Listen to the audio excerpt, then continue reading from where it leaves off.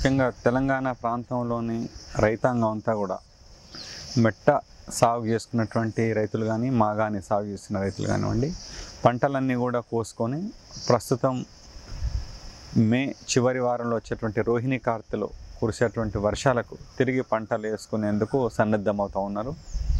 ఈ పరిస్థితులలో రైతులు ముఖ్యంగా ఈ వేసవి దుక్కులు కనుక చేసుకున్నట్లయితే ఈ సమయాన్ని వృధా కాకుండా కాపాడుకోవడంతో పాటు కొంత ఉపయోగాలు కూడా ఉంటాయి వాళ్ళకు. ముఖ్యంగా వేసవి దుక్కులు చేసుకోవడం చేత రైతులకు ఉండే ప్రధానమైనటువంటి లాభాలను గమనించినట్లయితే అన్ని పంటలలో కూడా, అంటే ముఖ్యంగా పత్తి, మొక్కజొన్న, పసుపు, మిర్చి లాంటి పంటలు, లేదంటే ఈవెన్ వరి సాగు చేసిన రైతులు కూడా గత యాసంగిలో ఏదో ఒక చీడపురుగు ఆశించే ఉంటుంది.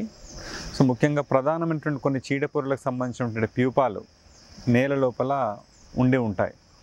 సో అలాంటి మళ్ళీ తిరిగి మనం వేరే పంట వేసినప్పుడు అవి లార్వాలుగా మారి మళ్ళీ వచ్చేటువంటి పంటను ఆశించి నష్టపరిచేటువంటి అవకాశం ఉంటుంది. కాబట్టి వేసవి దుక్కులు చేసుకున్నట్లయితే ప్రస్తుతం ఉన్నటువంటి అధిక ఉష్ణోగ్రతలు, అంటే సుమారు 42 డిగ్రీల సెల్సియస్ పైన ఉన్నటువంటి ఉష్ణోగ్రతలకు ఆ ప్యూపాలన్నీ కూడా ఎక్స్పోజ్ అయ్యి చనిపోవడం చేత ఈ పురుగులకు సంబంధించినటువంటి రోగాలు వచ్చేటువంటి పంటలు రాకుండా ఉండేందుకు అవకాశం ఉంది. అది మొదటిగా ఉపయోగపడే లాభం.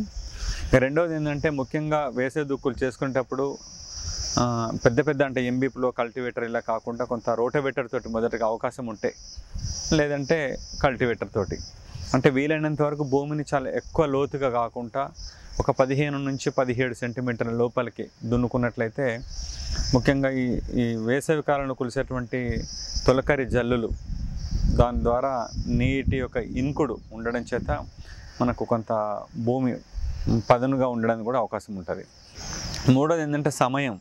అంటే మనం ఇప్పుడు వేసవి దుక్కులు చేసుకున్నట్లయితే మనం మే 25 నుంచి తర్వాత వచ్చిన రోహిణి కార్తెలో ఏ చిన్న అంటే దాదాపు 65 నుంచి 70 మిల్లీమీటర్ల వర్షపాతం కురవగానే వెంటనే ఒకసారి సాలిర్వాలు దున్నుకొని ఇత్తనాలు వేసుకునేందుకు అవకాశం ఉంటుంది. ఇప్పుడు చేసుకోకపోతే అప్పుడు చేసుకున్నాం అనుకోండి, మళ్ళీ వర్షాల కొరకు వెయిట్ చేయాల్సి వస్తుంది. అంటే వ్యవసాయం లోపల అదును పదును అనేది ఒకటి ఉంటుంది. అంటే మనం సరి అయినటువంటి సమయంలో విత్తుకోవడం అనేది అన్నిటికంటే ముఖ్యమైన అంశం. ఇప్పుడు వేసవి దుక్కులు చేసుకుంటే మనకు రోహిణి కార్తెలో కురిసేటువంటి తొలకరి వర్షాలకే మనం 1-2 సార్లు దున్నుకొని విత్తనాలు వేసుకోవచ్చు. మనం చేసుకోకపోతే అప్పుడు చేసుకున్నాం అనుకోండి, మళ్ళీ వెయిట్ చేయాల్సి వస్తుంది. తర్వాత వర్షాలు లేట్ అయితే మనం చాలా లేట్ కావాల్సి వస్తుంది. సో ఇది ఈ రకంగా సమయం కూడా చాలా ఇంపార్టెంట్. కాబట్టి రైతాంగం అంతా కూడా అటు మెట్టల్లో కానీ మాగాన్లో కానీ ఏమాత్రమైన అవకాశం ఉన్నా సరే ఈ వేసవి దుక్కులు తప్పనిసరి వేసుకోవాలి. చేసుకొని కొంచెం నీటి సౌకర్యం ఉన్నట్లయితే, అంటే కొంచెం స్ప్రింక్లర్ లాంటివి ఉన్నట్లయితే వెంటనే రైతులు జనుములు జీలుగలు కూడా వేసుకోవచ్చు. వేసుకున్నట్లయితే మనకు ఇప్పుడు వేసుకుంటే మనకు దాదాపు ఒక 35 నుంచి 40 రోజుల తర్వాత మన ప్రధాన పంటలు వేసుకునే లోపల వీటిని భూమి లోపల కళ్ళెదుని ప్రధాన పంటలు వేసుకోవచ్చు. ఈ ముఖ్యంగా ఈ 5-6 ఉపయోగాలు ఉంటాయి. కాబట్టి రైతాంగం అంతా కూడా దాన్ని ఒక ఖర్చులాగా భావించకుండా అది ఎంతో ఉపయోగకరమైన ప్రక్రియగా భావించి రైతాంగం అంతా కూడా వేసవి దుక్కులు చేసుకొని దాని ద్వారా వచ్చేటువంటి లాభాలను పొంది మంచి బలవర్ధకమైనటువంటి పంట, తద్వారా అధిక నికరమైనటువంటి ఆదాయం పొందేందుకు అవకాశం ఉంది.